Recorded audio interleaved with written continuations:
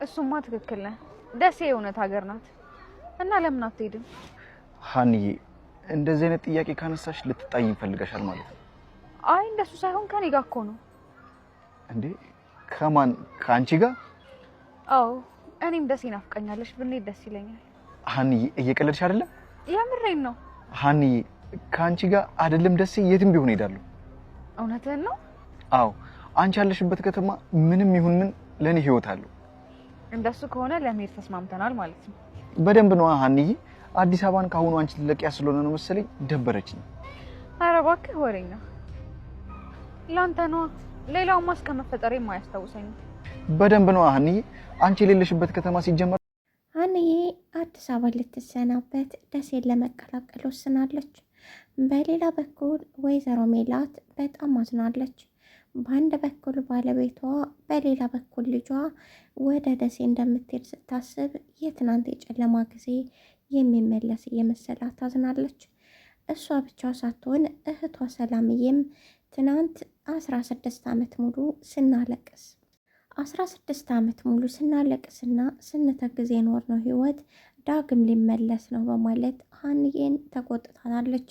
ወይዘሮ ሜላት ዳግም ወደ አዲስ አበባ አትመለሽም፣ አሁን የሄድሽው ለቀልድሽ ነው በማለት አናግራታለች።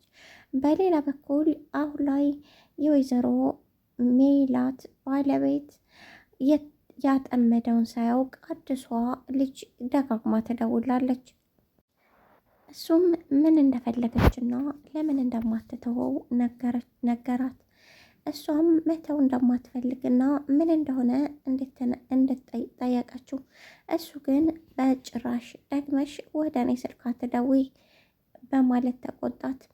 ሀንዬ ወደ ደሴ የምትሄደው ኤልያስን ጸበል ካልወሰደችው ከባድ ችግር እንደሚያጋጥመውና ዳግምም ለመዳን በጣም ከባድ እንደሆነ ስለተነገራት ነው።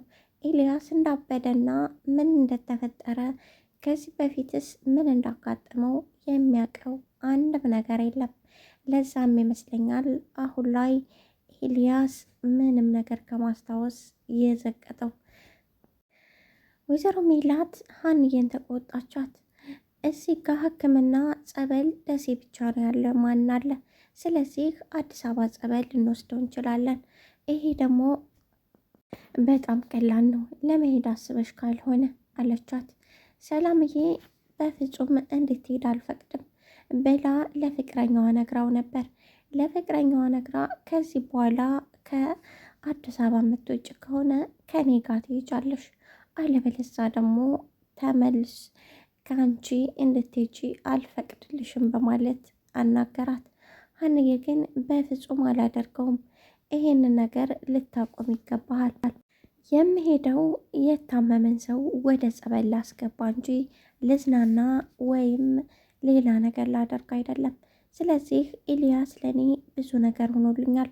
እሱ ከሆነልኝ ትንሹን ነገር በሆንለት ለእኔ ምንም ማለት አይደለም በማለት ነበረ ምላሽ የሰጠችው። በሌላ በኩል አሴር በጣም አዝኗል። ሀንዬ ወደ ደሴ እንደምትሄድ በሰማበት ቅጽበት ምንም ነገር ማድረግ እንደማይችል ሲያውቅ፣ እንዲሁም እስከምትመለስ ድረስ ምንም እርግጠኛ እንዳልሆነ ባወቀበት ቅጽበት ነበር በጣም ያዘነው። ከሀንዬ ጋር ምግብ እየበሉ ምግቡን ቁጭ አድርጎ ስለ እሷ ደሴ መሄድ ሲያስብ ነበር። ምን ሆነሃል አለችው። እሱም አንቺ በቃ አምረረሽ ደሴ ልትሄጂ ነው? ኤልያስ እኮ ታሟል፣ ግዴታ ጸበል ማስገባት አለብኝ፣ ጸበል አስገብቼ ተመልሼ እመጣለሁ አለችው። እሱም በጣም ተግዞ ብድግ አለ። ሀንዬ ሁኔታው ስላላመራት ጥያቄዋን ቀጠለች። ነገር ግን አሴርን ምላሽ ሊሰጣት አልፈለገም። ብድግ ብሎ ነበር የሄደው። ከተምቹ ጋር እያሉ ሀና ወደ ደሴ ልትሄድ ነው ሲለው ታዳ ትሄዳ እያለ ተምቹ መቀለድ ጀመረ። አሴር ግን በጣም ተናደደበት። ምክንያቱም የሚያፈቅራት ልጅ ወደ ደሴ ልትሄድ ነው እያልኩት እንዴት ይቀልድብኛል ብሎ ይመስላል። በሌላ በኩል ሀንዬ ወደ ደሴ ልትሄድ እያሰበችበት አሁን ላይ ኤልያስን ጸበል ካስገባች በኋላ ለመምጣት ነው። ኤልያስ ደግሞ የሚመስለው ደሴ ልትኖርና እዛው ልትቀመጥ መስሎታል። ለዛም ነው ደስተኛ የሆነው። ምክንያቱም ምን እንደተፈጠረና ምን እየሆነ እንዳለ ምንም የሚያውቀው ነገር ስለሌለ አሴር በጣም አዝኗል። ከዚያ በኋላ ነበር ተምቹ በቃ አብረንሽ እንሄድ ብለን ኤልያስም ስላለ አብረንሽ እንሄድ ብለን መሄድ እንችላለን አለው። ይህንን ሀሳብ ሲያመጣ ደስ አለው አሴር። ነገር ግን ምናልባችም እሺ ላትል ትችላለች። ስለዚህ ይህን ደግሞ ላትቀበል ስለምትችል ምንም ማድረግ አንችልም። ቢሆንም እድላችን እንሞክር። እናም አብረናት እንሄዳለን። ከዚያ በኋላ አንተም ትረጋጋለህ በማለት ተምቹ ሀሳቡን አመጣ። አሁን ላይ ሀንዬ ፍቅረኛዋ አብሯት እንዲሄድና በፍጹም ከእሷ ጋር እንዳይሄድ ያዘዘችበት ምክንያት እሱ ስለሚጎዳው ነው።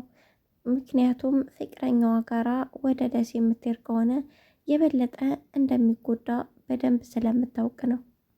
አሴር ግን አብሬት ልሄድ ካለ ቢሄድም ምንም ችግር እንደሌለው አሁን ላይ ተምቹ ነገረው።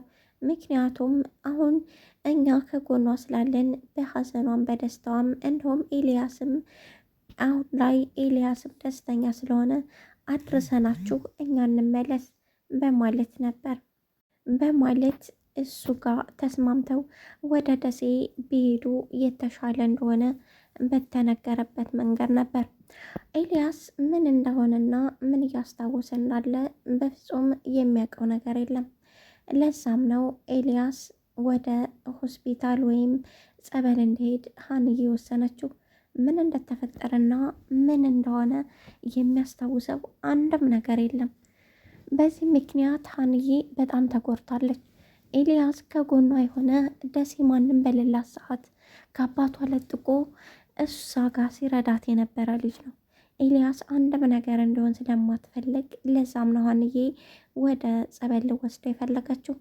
አሴር ግን ተግዟል። ካሁኑ በጣም እያለቃቀሰ ነው። ተምቹ እርግብን ሄዶ ጠየቃት። በሌላ በኩል ደግሞ ድንብላልን ሄዶ እንደሚወዳትና እንደሚያፈቅራት ነግሯታል። ድንብላል ግን በፍጹም እኔን አታፈቅረኝም፣ ስለዚህ ተወኝ እባክህን ብላ አስወጥተዋለች። አሁን ላይ ተምቹ ድንብላልን የመረጠ ይመስላል። በሌላ በኩል ደግሞ እርግብ አሁን ላይ ተምቹን አፍቅረዋለች። ተምቹ ግን ቢያፈቅራትም በልቡ ቢኖራትም ቆሻሻ እንደሆነና በጣም እንደምትጸየፈው የነገረችው ቃላት ከአይምሮው ሊጠፋ አይችልም። ለዛም ይመስላል አሁን ላይ ድንብላልን የመረጠው። ድንብላል ከነ ቆሻሻው ከነ ማንነቱ የተቀበለችው ሴት እንደሆነች ለራሱ ሲያወራ ነበር። ውድና እየተከበራችሁ የቻናል ቤተሰቦች ኖላዊ ቻናልን ላይክ፣ ሰብስክራይብ ያደረጋችሁ ስለምታበረታቱን እያመሰገን አሁንም አዳዲስ ነገሮች እናቀርባለን። ሀና ትክክለኛ ውሳኔ ወስናለች ያላችሁ ኮመንት ላይ ያስቀምጡልኝ። አመሰግናለሁ።